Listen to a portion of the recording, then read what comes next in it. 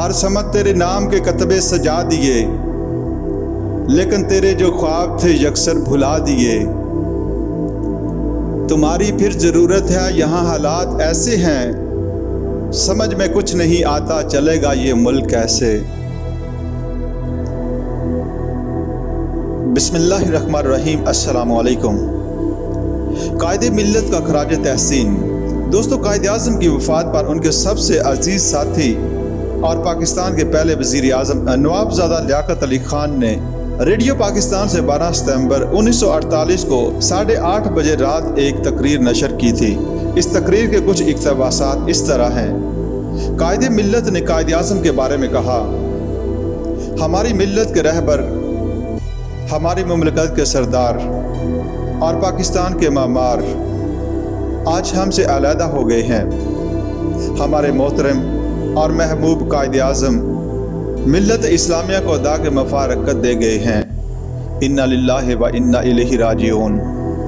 خدائے تعالیٰ کو یہی منظور تھا کہ اس وقت جب کہ پاکستان بلکہ دنیا کے مسلمانوں کو قائد اعظم کی رہبری اور دانش کی ضرورت تھی، وہ ہم سے علیحدہ ہو جائیں۔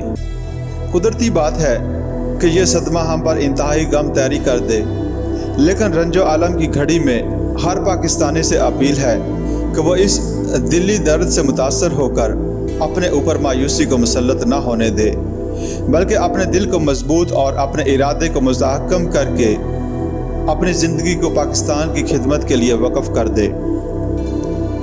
مجھے اس میں ذرا بھی شبہ نہیں کہ تاریخ قائد اعظم کا شمار دنیا کی عظیم ترین ہستیوں میں کرے گی۔ دنیا میں کم آدمیوں کو یہ اعزاز نصیب ہوا ہے کہ وہ ایک عظیم الشان کام کو ہاتھ میں لیں اور اپنی ہمت، عزم اور دانش سے اس کو اپنی زندگی ہی میں پروان چڑھتے دیکھیں۔ قائد اعظم نے نہ صرف پاکستان کا نصب العین مسلمانوں کے سامنے پیش کیا، بلکہ اس کے لیے جدوجہد کر کے دنیا میں سب سے بڑی اسلامی ریاست قائم کر دی۔ قائد اعظم ان برگزیدہ ہستیوں میں سے تھے جو دنیا میں کبھی کبھی پیدا ہوتی ہیں۔ اپنی تمام زندگی میں انہیں ملت اسلامیہ کی بہبود منظور تھی اور وہ اسی کے لیے کوشاں رہے۔ قائد اعظم کی رہنمائی سے پہلے بھی مسلمان اپنی خامیوں سے خوب واقف تھے اور وہ یہ بھی چاہتے تھے کہ جس انحطاط کو وہ پہنچ چکے ہیں اس سے نکل کر ترقی کی منزل پر گامزن ہوں، لیکن وہ واضح طور پر نہیں جانتے تھے کہ انہیں کیا کرنا چاہیے۔ انہوں نے جتنی جدوجہد کی اور جو قربانیاں دیں وہ بااثر تو ثابت ہوئیں، لیکن اس حد تک نہیں کہ اپنے مقصد کو پالیں۔ قائد اعظم نے اپنی جہاں بین اور دور رس نظروں سے دیکھ لیا کہ جب تک قوم کے سامنے منزل مقصود واضح طور پر نہ رکھی جائے گی اور جب تک انہیں ایک مرکز پر اور ایک ہی پرچم کے نیچے جمع نہ کیا جائے، کسی چیز کے حصول کی امید بیکار ہے۔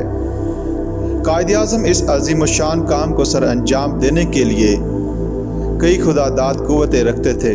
اول تو ان میں ایک ایسا تخیل اور سیاست پر ایک ایسا عبور تھا جو باریک بین ہونے کے باوجود گزشتہ اور آئندہ پر ایک ہی جست میں حاوی ہو جاتا تھا۔ مسلمانوں کی حالت کا جائزہ لینے کے بعد انہیں اچھی طرح سے معلوم ہو گیا تھا کہ ہماری منزل مقصود کون سی ہے اور ہمارا نصب العین کیا ہے۔ اس کے ساتھ ہی ان کو خدا نے ایک ایسا آئینی عزم عطا کیا تھا جو کسی مشکل اور رکاوٹ کی پرواہ نہ کرتے ہوئے انہیں اور قوم کو آگے لیے چلا جاتا تھا۔ وہ اپنے ارادے پر ایسی مستقل مزاجی سے قائم رہتے تھے جو ہر مسلمان کے دل میں جوش اور نصرت کے جذبات کو ابھارتا تھا۔ ان کی قیادت میں ہر شخص یہ محسوس کرتا تھا کہ کوئی مشکل ایسی نہیں جس پر ہماری ملت قابو نہ پا سکے گی۔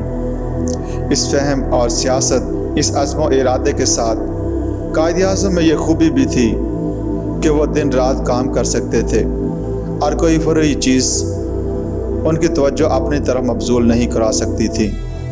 قائد اعظم جس اولو العزمی سے آخری دم تک دن رات ملت کے لیے کام کرتے رہے، وہ ملت اسلامیہ کے لیے ہمیشہ ایک مثال کا کام دے گی اور ہر فرد کے لیے مشعل ہدایت بنے گی۔